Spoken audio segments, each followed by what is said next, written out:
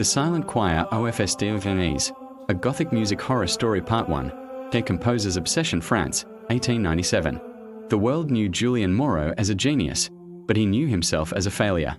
His compositions, while celebrated, never captured the true essence he sought, the audible texture of the soul itself. His journey led him to the secluded St. LYSIANN'S Abbey, hidden in the misty peaks of the French Alps.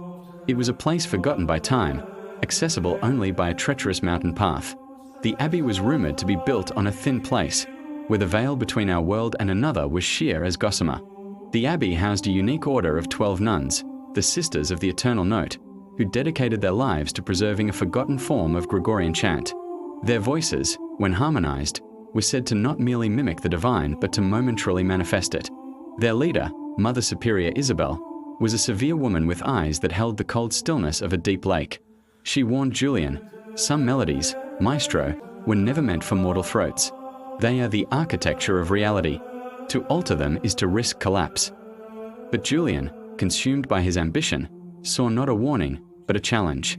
Part 2, The Forbidden Score in the Abbey's subterranean library, a labyrinth of crumbling stone and dust. Julian found it. Tucked inside a plain, lead-bound folio was Canticum Inanis, the hymn of the void. It was not a composition of notes, but of intentions. The sheet music was a complex web of geometric patterns and ancient sigils, with annotations in a dead language describing resonant frequencies of the spirit. The text spoke of a 13th note, a frequency of perfect silence that existed outside of creation, a sound that could unmake and remake. Julian spent sleepless nights deciphering it. He began to hear the music in his dreams, a haunting, inverted melody that pulled at the edges of his consciousness. He started rewriting his requiem, weaving the principles of the Canticum into its fabric. He manipulated the sisters, exploiting their faith, convincing them that performing this new work was a holy mission to sing the world back into harmony. Only Mother Isabel remained skeptical, her silence a louder protest than any words. Part 3, the night of the unmaking. The premiere was held in the Abbey's great chapel on a night of a new moon. The air was thick with the scent of incense and anticipation. The audience, a collection of Parisian elite and local nobility, felt a strange pressure in the room, a preternatural stillness. Julian raised his baton. The sisters began to sing. It started as beauty itself. Their voices wove a tapestry of sound so pure it brought tears to the eyes. But as they approached the piece's heart, the music began to change. The stones of the chapel seemed to drink the sound, the very air growing heavy. The candles didn't just flicker, their flames stretched upward into thin, unwavering lines of blue light. Then came the crescendo of silence. It was not an absence of sound, but an active, consuming force. A visible wave of distortion pulsed from the choir. The audience didn't hear it with their ears, but felt it in their bones, a terrifying, profound resonance that vibrated the soul. And within it, a new voice emerged. The 13th voice. It was a perfect, crystalline anti-sound, a harmony of nothingness that wrapped around the other 12 voices, binding them. As the final, silent note was sung, a blast of unseen energy through the audience from their pews. When they rose, dazed and terrified, they saw the choir still standing. Julian was slumped over his podium, and Mother Isabel, who had been watching from the shadows, had vanished.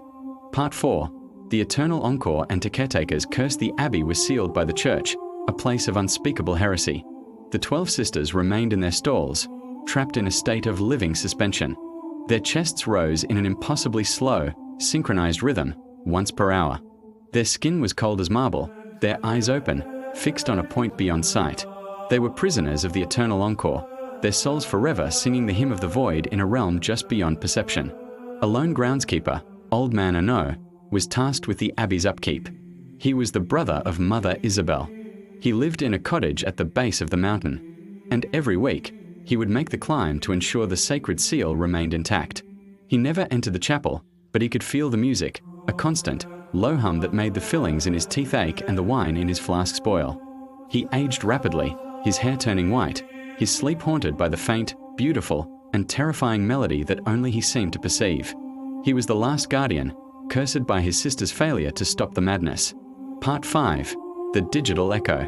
A team of urban explorers and audio archaeologists, led by the charismatic and skeptical Dr. Eva Rostova, secured permission to investigate the myth of St. LYSIANN'S.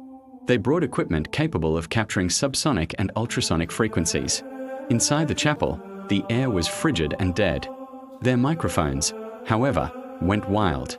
They captured the sonic ghost, the indelible imprint of the performance. When Dr. Rostova listened to the playback through noise-cancelling headphones, she didn't hear a choir. She heard the silence. The active, hungry silence of the 13th voice. It was a sound that erased, a vacuum that pulled at her thoughts. She ripped the headphones off, but it was too late. The melody was stuck in her head, an earworm of pure silence. Back in her lab in Paris, she began to deteriorate. She would hum the tune, and lights would flicker and die. Her computer monitors would display static. She was found catatonic in her soundproof lab, a single sentence scrawled over and over in her notebook. The silence is not empty. It is watching.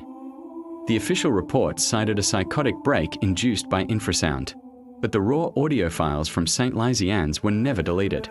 They sit on a server, occasionally corrupting other data, a digital cancer.